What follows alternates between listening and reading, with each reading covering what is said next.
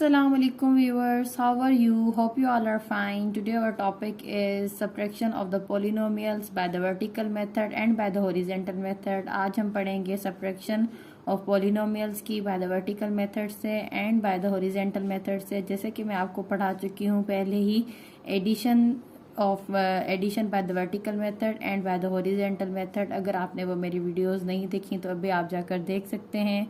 आज हमें अगर हमें सवाल दिया जाएगा हॉरिजेंटल वे में, अगर हमें कहा जाएगा कि इसे आपने वर्टिकल मेथड से हल करना है, तो सबसे पहले आपको क्या करना है, एक चीज़ आपने अपने माइंड में रखनी है कि जो फ्रॉम के बाद वाली इक्वेशन होती है या टर्म्स होते हैं उन्हें हमने सबसे पहले लिखना होता है। जैसे कि यहाँ पर 6 + 5a - 6b है, तो यहाँ हमें इनको सबसे पहले लिखना है, ठीक है। और एक और बात कि हमने क्या करना है, इनको रीअरेंज करके लिखना है। अगर यहाँ पर हमारे पास वेरिएबल्स दिए हुए हैं जैसे कि ए बी, तो सबसे पहले हम ए के टर्म्स लिखेंगे, देन बी के लिखेंगे, और फिर हम क्या लिखेंगे, कांस्टेंट लिखेंगे। फिर हम सेकंड वाले टर्म्स लिखेंगे 2a + 3b + 4। अब हमें सब्ट्रैक्शन में तीसरी चीज़ क्या माइंड में याद रखनी है कि यहाँ पर हम सबको अल्टरनेटिव साइंस देते हैं। अगर यहाँ पर प्लस है तो यहाँ पर माइनस आएगा, अगर यहाँ पर प्लस है तो यहाँ पर माइनस आएगा, यहाँ पर प्लस है तो यहाँ पर माइनस आएगा। अब आपको क्या करना है कि यहाँ पर आप देख सकते हैं कि हमारे पास बड़ा टर्म कौन सा था, 6 का था, मतलब 6 प्लस का है, तो यहाँ पर हम प्लस दे देंगे। जब 6 में से 4 जाएगा तो हमारे पास क्या आ जाएगा, 2 आ जाएगा। अब यहाँ पर आप देखें कि यहाँ पर अब दोनों ही जो हैं वो माइनस के हैं, मतलब 6 भी माइनस का है और 3 भी माइनस का है, तो ये आपस में क्या हो जाएंगे, प्लस हो जाएंगे। जब हमारे पास दो साइंस, वो चाहे माइनस ही क्यों ना हो, अगर दोनों टर्म्स हमारे पास माइनस में पड़े हैं तो हमें उन्हें क्या करना होता है, आपस में ऐड करना होता है। तो इनको आपस में ऐड करें तो हमारे पास क्या आ जाएगा, 9 आ जाएगा। और यहाँ पर हमारे पास यहाँ पर कुछ नहीं है, तो यहाँ पर क्या है, प्लस है। अगर आप प्लस के 5 में से -2 करेंगे तो आपका आंसर आएगा 3। अब यहाँ पर माइनस क्यों नहीं आया, क्योंकि -2 छोटा था और +5 बड़ा है, तो इस पर प्लस की ही साइन आएगी। यहाँ तक आपको बात समझ आ गई होगी। अब यहाँ पर हमने क्या करना है, एक और चीज़ भी आपको सब्ट्रैक्शन में ध्यान में रखनी है कि हमने यहाँ पर इनके वेरिएबल्स के पावर आपस में ऐड नहीं करने, सिर्फ जो इनके कोएफिशिएंट्स हैं या तो वो आपस में हम सब्ट्रैक्ट करेंगे या तो वो हम आपस में क्या करेंगे, ऐड करेंगे। अब नीचे जो हमारा एग्जाम्पल है इसे हम कौन से मेथड में करेंगे, हॉरिजेंटल में। अब हॉरिजेंटल मेथड में आपको जो है ना वो थोड़ी सी डिफिकल्टी होगी। अब वहाँ डिफ़िकल्टी क्यों होगी, हम जब एडिशन कर रहे थे हॉरिजेंटल मेथड से तो वो बहुत इजी था और उसमें हमें किसी किस्म का ज़्यादा मसला नहीं हो रहा था। लेकिन अब हम यहाँ पर सेम देख सकते हैं कि यहाँ पर फ्रॉम है, तो सबसे पहले हम कौन सी लिखेंगे टर्म्स, -6 + 5a एंड 6b, इनको आप ब्रैकेट में लिखें। देन फ्रॉम है, तो यहाँ पर अगर हम सब्ट्रैक्शन का सवाल करने हैं तो फ्रॉम हटाकर हम सब्ट्रैक्शन की साइन दे देंगे।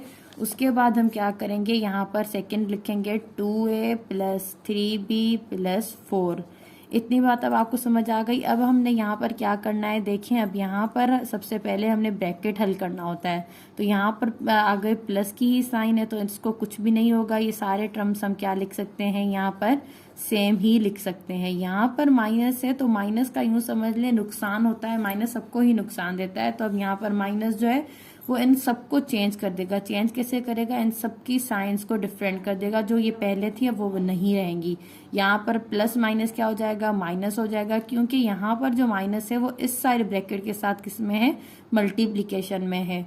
तो यहाँ पर इसकी साइंस जो है वो सबसे क्या होती जाएंगी, मल्टीप्लाई होती जाएंगी। जैसे कि हमें पता है माइनस प्लस क्या हो जाता है, माइनस हो जाता है, तो 2 है, माइनस प्लस क्या हो जाता है, -3b, और माइनस प्लस क्या हो जाता है, -4b। इतनी बात आपको समझ आ गई होगी। अब हमें जैसे कि मैंने आपको समझाया है कि जब हम ये काम कर लेते हैं तो उसके बाद हमें सबसे पहले रीअरेंज करना होता है। रीअरेंज हम क्यों करते हैं, क्योंकि हम सारे टर्म्स को क्या करते हैं, आपस में एक साथ, जो भी फैमिलीज एक जैसी होती हैं वेरिएबल्स उनको हम साथ में लिखते हैं। तो 5a - 2b लिखेंगे।